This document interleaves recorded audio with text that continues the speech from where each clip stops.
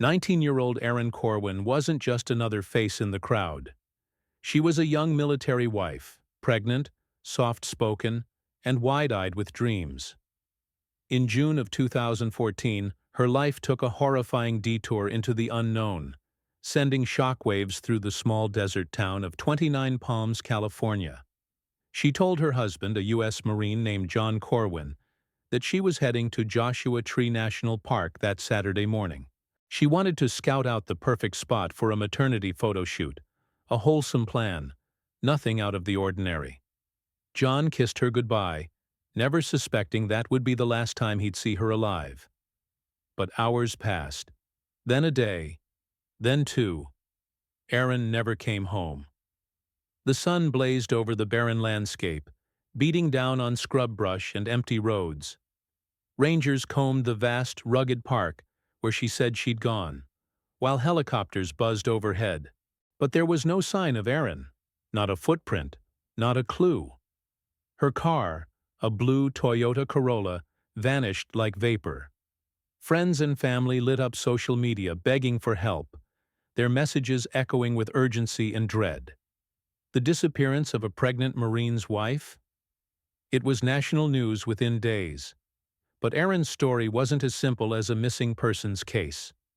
As investigators dug deeper, layers began to peel away, revealing a darker, more twisted truth. Behind the carefully curated posts on Facebook and the glowing pregnancy photos was a fragile marriage already under strain. Erin had been struggling. She was young, far from home, living on a military base where isolation was routine and support was limited. And then came Chris Lee.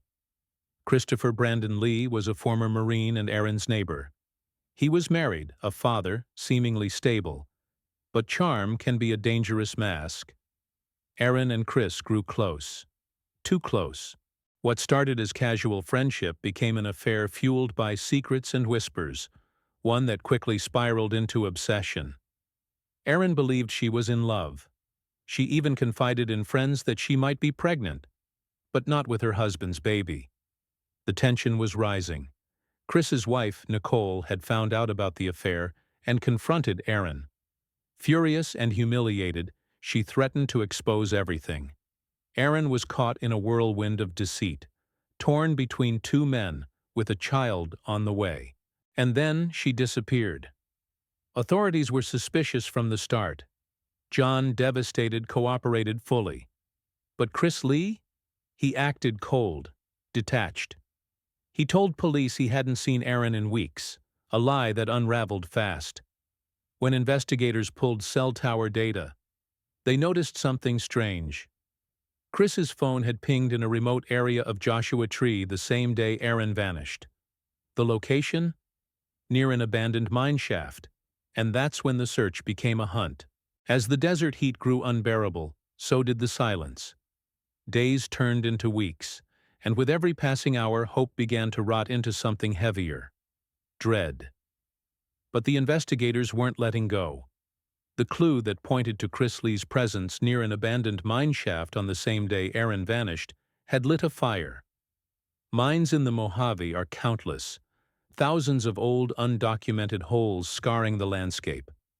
Some go hundreds of feet deep. Most are unmarked.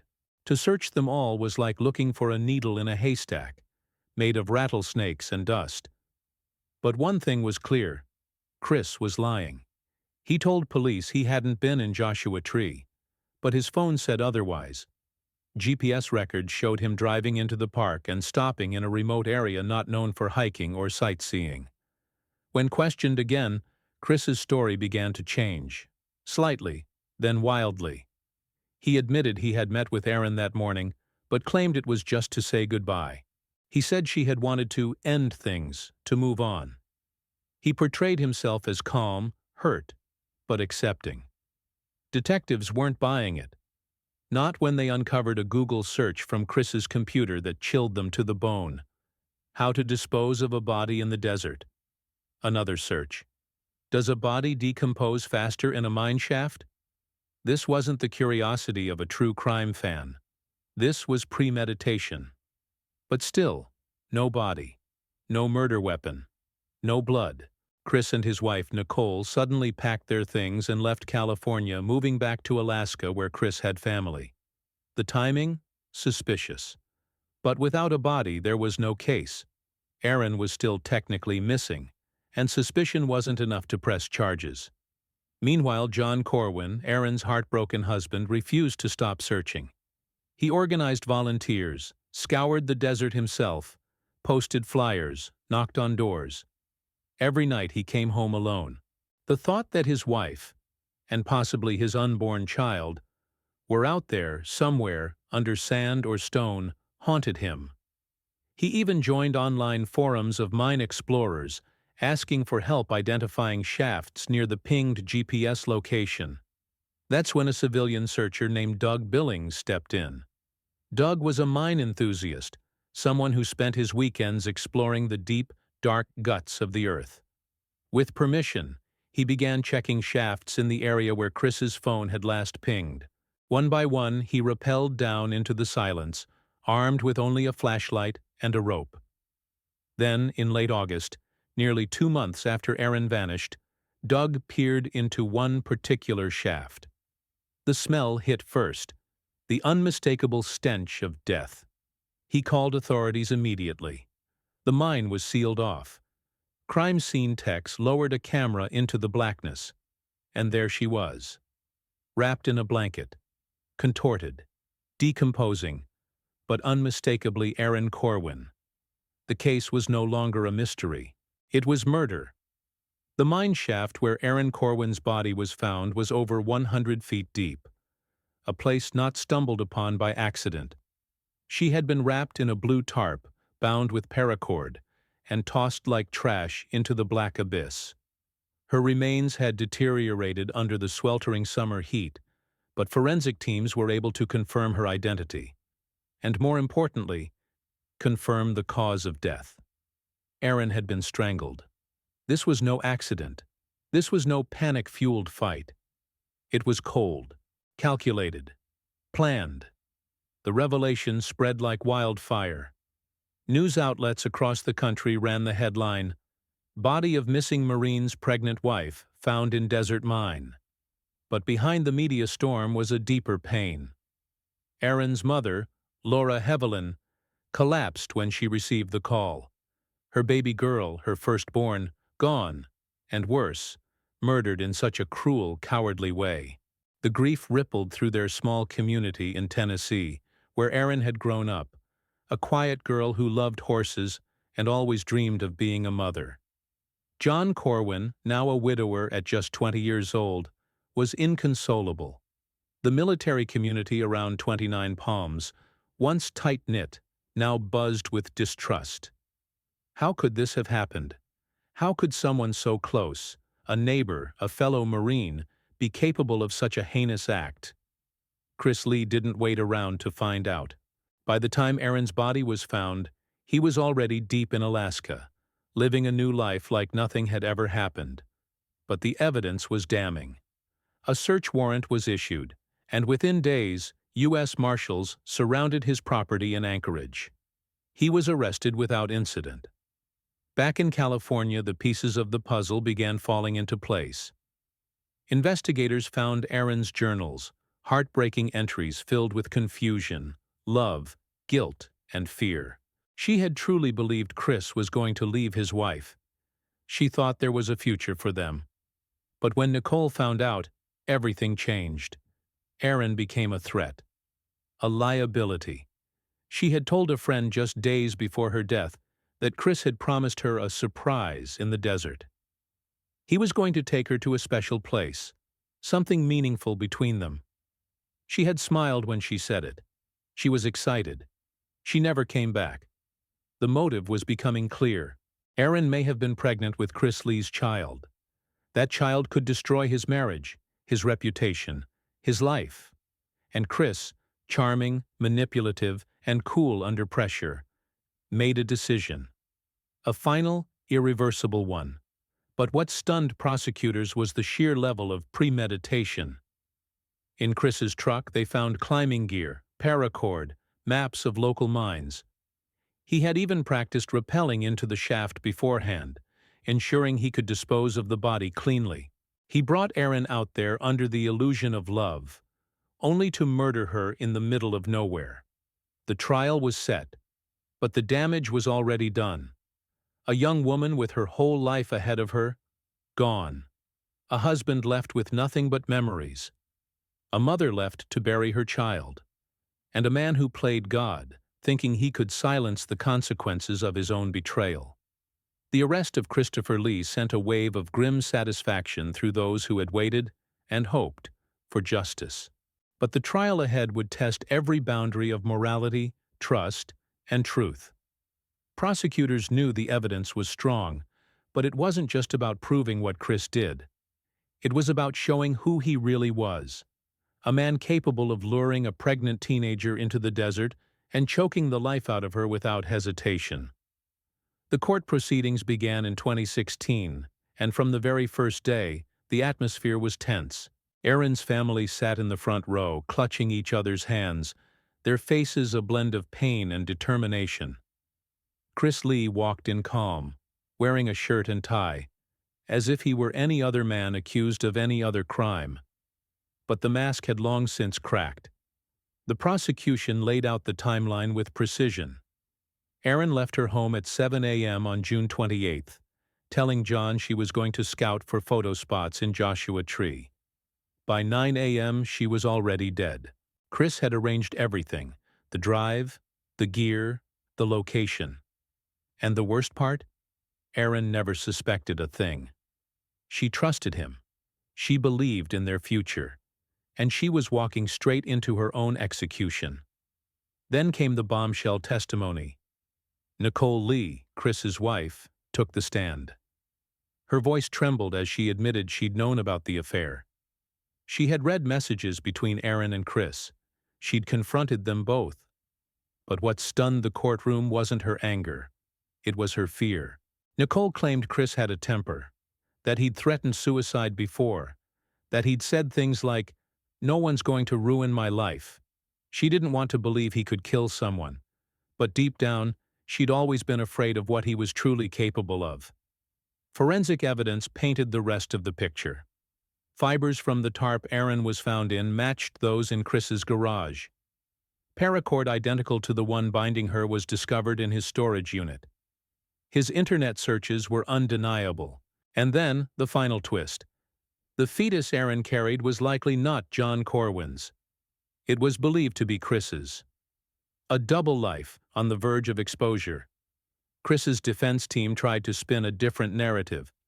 One of a desperate man, caught in a mess of emotions, who simply snapped. But there was no sign of struggle. No defensive wounds, no chaos, only control. Calculated, deliberate control. And then, a chilling detail emerged from the interrogation footage. At one point, when asked directly if he had killed Erin, Chris looked at the detective, smiled faintly, and said, "I guess you'll find out." It wasn't a denial. It wasn't shock. It was smugness. A glimpse into a mind that believed for a moment he might actually get away with murder. But justice was closing in. As the trial neared its end, the courtroom became a pressure cooker. Reporters lined the benches, locals held their breath, and Erin's family waited, clinging to one hope: that the man who destroyed their daughter's life would finally lose his freedom. The final week of the trial felt like the calm before a storm, silent, suffocating, and ready to explode. Every seat in the courtroom was filled. Cameras waited outside. And Erin's name hung in the air like a ghost that refused to be forgotten. After weeks of testimony, digital evidence, forensic reports, and emotional recountings from friends and family, it was time for closing arguments. And the stakes couldn't have been higher. The prosecution didn't just aim to convict Christopher Lee. They aimed to expose him. They described him as a man who calculated every step, who exploited the innocence of a young woman, and destroyed 2 lives to protect a lie. They reminded the jury that this wasn't just a crime of passion, this was strategy. Chris had researched how to hide a body, practiced rappelling into a mine shaft, chosen a remote location, and lured Aaron there with promises of love and surprise. She had no idea that the man she adored had already decided she would not leave the desert alive. The defense tried one last pivot: that Chris had panicked, that the death was accidental, that perhaps Aaron had fallen and Chris, fearing the consequences, dumped her body out of desperation. But there were too many holes. The strangulation marks, the blanket, the cord, the search history, the drive back to base like nothing had happened, and the fact that he never reported her missing. Then came the final blow: Chris's own journal. Found during a search of his Alaska home, tucked away in a locked container, was a handwritten account. In it, Chris confessed to planning Aaron's death. He wrote about the mine shaft, about wrapping her body, about the relief he felt when it was over. It wasn't just a confession. It was a diary of a killer, a chilling narrative of control, manipulation, and ego. Chris had documented the murder like a twisted trophy. When the jury went into deliberation, the room finally exhaled. Aaron's mother sobbed quietly. John Corwin stared forward, fists clenched. Nicole Lee sat alone, her eyes empty. Hours passed, then a full day, and then at last, the jury returned. The verdict: guilty of first-degree murder. A wave of emotion surged through the courtroom. Aaron's family broke down in tears. John wept silently, as though years of grief were collapsing all at once. Chris showed no emotion. He stood still, staring straight ahead, as if the reality of his own unraveling hadn't fully settled in. The sentencing came swiftly. Life in prison without the possibility of parole. The judge called the crime vile, despicable, and beyond human decency. Chris was led away in chains, and for the first time he looked small, powerless, the way he had left Aaron in that mine. But justice didn't erase the pain. It didn't bring back the baby Aaron had been so excited to meet. It didn't reverse the betrayal, the fear, the final moments she must have lived in shock and terror. It only ensured that the man who had taken everything from her would never walk free again. The story of Aaron Corwin could have ended there, in a courtroom, with a verdict. But what came after would ensure her name would never fade. After the trial, the desert was quiet again. The mine shafts sat untouched, as if trying to forget what had been thrown into their depths. But Aaron Corwin's name refused to be buried. In the months and years following the verdict, her story sparked something larger, a conversation that stretched beyond crime scenes and courtrooms. It became a cautionary tale, a national reckoning about abuse, manipulation, and the blind spots within military communities. On paper, Aaron's life had seemed simple: a young military spouse, living on base, preparing to start a family. But behind the curtains was a young woman isolated from her family, emotionally vulnerable and desperate for connection.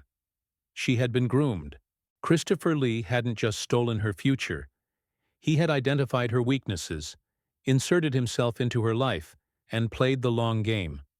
Her murder wasn't the act of a monster in the shadows. It was the act of someone she trusted, a neighbor, a friend, a man she loved. In the aftermath, Aaron's mother, Laura Hevelin, became a quiet force for change. She began speaking at military family support events, advocating for greater protections and mental health resources for young spouses on isolated bases. She wanted Aaron's story to be more than a tragedy. She wanted it to matter. Media outlets ran deep investigations into the culture at 29 Palms and similar installations, places where loneliness is common and oversight is minimal. Military wives, often far from home and community, spoke out about the challenges of base life: depression, isolation, lack of emotional support. Aaron's story echoed with too many of them. They saw themselves in her, and they feared how easily things could spiral. John Corwin, once a husband, now a widower, disappeared from the spotlight. His grief was personal, private. He declined most interviews, choosing instead to honor Erin in silence. On the anniversary of her death, he posted a single photo. Erin smiling, hand on her stomach. The desert sun behind her. The caption read only, "Forever." Meanwhile, in prison, Christopher Lee became just another inmate. The man who once believed he could outsmart investigators, hide a body, and escape the consequences was now locked away for life. No more deserts, no more secrets, no more control. But the hole he left in Erin's family, in her mother's arms, in John's empty home, could never be filled.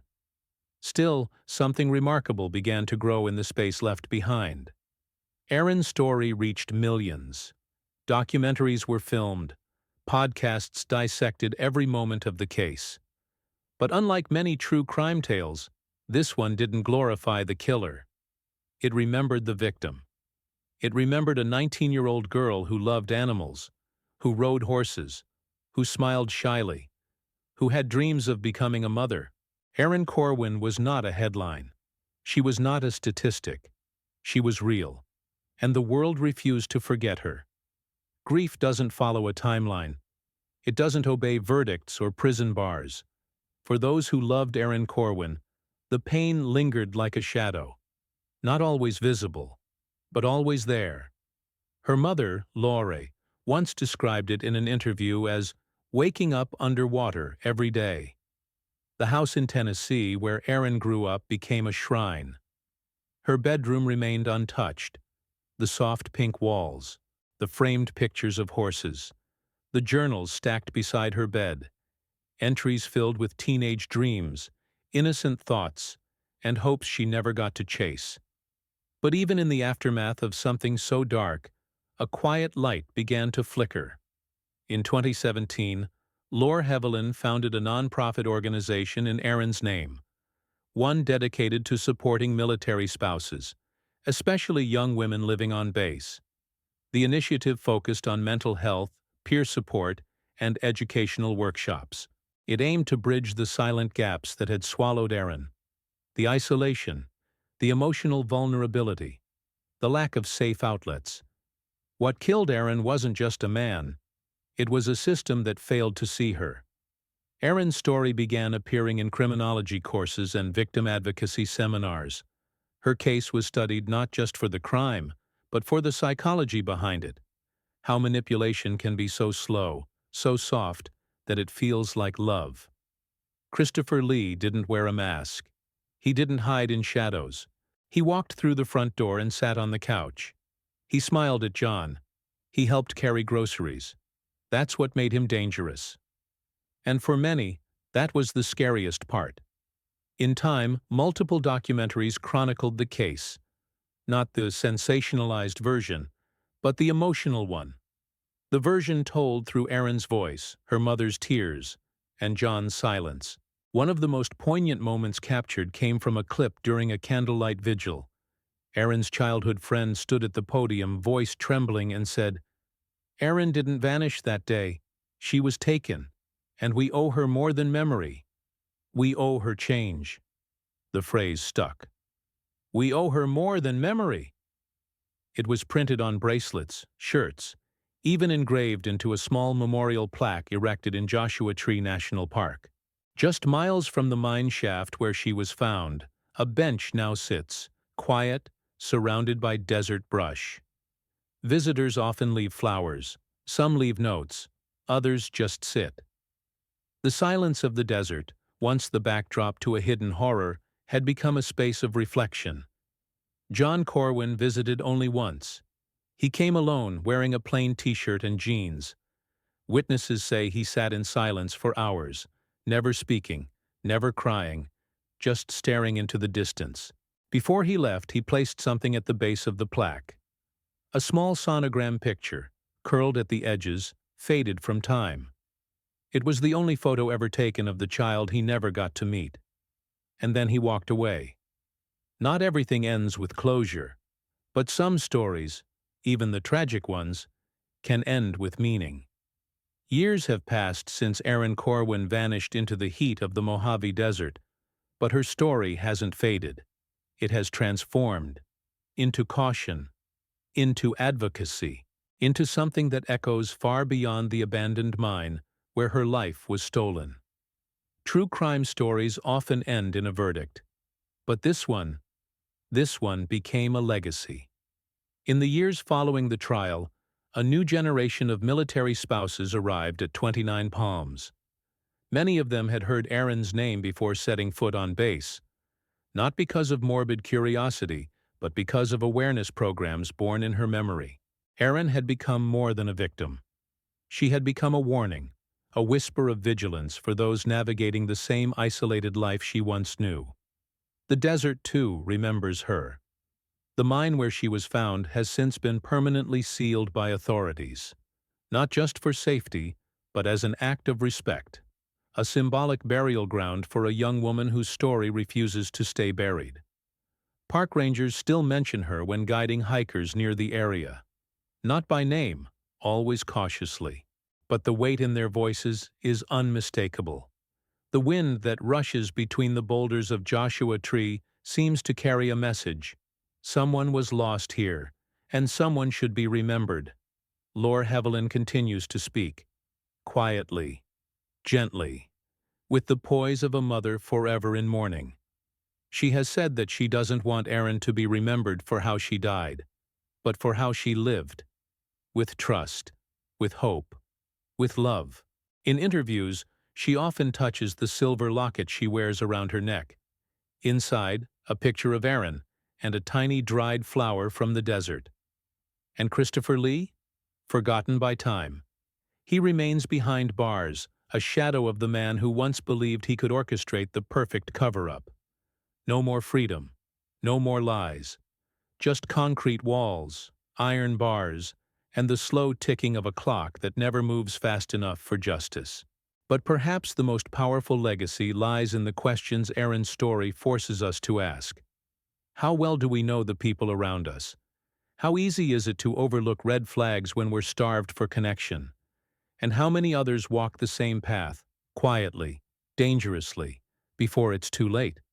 These aren't questions with easy answers, but they are necessary. Because Erin's story, like so many others, could have ended differently, if only someone had looked closer, listened harder, or asked the right questions at the right time. In the end, Erin Corwin didn't just vanish. She was betrayed. She was taken. And now, her memory stands as a light, not of justice served, but of lives interrupted, and of a world that must learn to protect its most vulnerable before it's too late.